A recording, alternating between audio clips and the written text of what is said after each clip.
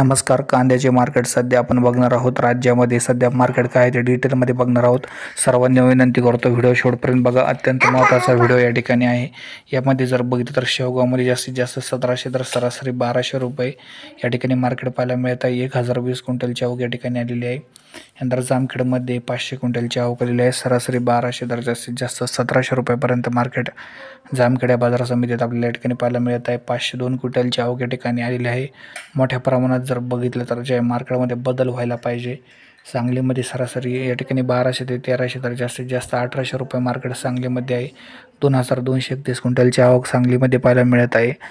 पुढच्या काही काळामध्ये जे आहे जर बघितलं तर इंग्लंडला कांदा जाणार अशी बातमी समोर येत आहे. जर मोठ्या प्रमाणात निर्यात झाली आणि निर्यात आयातीचं सूत्र जर सरकारने व्यवस्थित टाकलं तर कांद्याचे बाजारभाव वाढू शकतात. नागपूरमध्ये बघा कमीत कमी 700 या ठिकाणी सरासरी 1450 तर जास्तीत जास्त 1700पर्यंत मार्केट या ठिकाणी नागपूरमध्ये पाहायला मिळत आहे.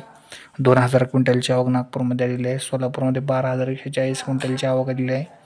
सरासरी 1050 तर जास्तीत जास्त 2000 रुपये मार्केट या ठिकाणी पाहायला मिळत आहे सोलापूरमध्ये. यानंतर चंद्रपूरमध्ये बघितलं तर सरासरी 1800 तर जास्तीत जास्त 2000पर्यंत मार्केट या ठिकाणी आहे. 340 क्विंटलची आवक आहे. छत्रपती संभाजीनगरमध्ये जर बघितलं तर जे सरासरी 1850 तर जास्तीत जास्त 1500 रुपये मार्केट या ठिकाणी आहे. धन्यवाद.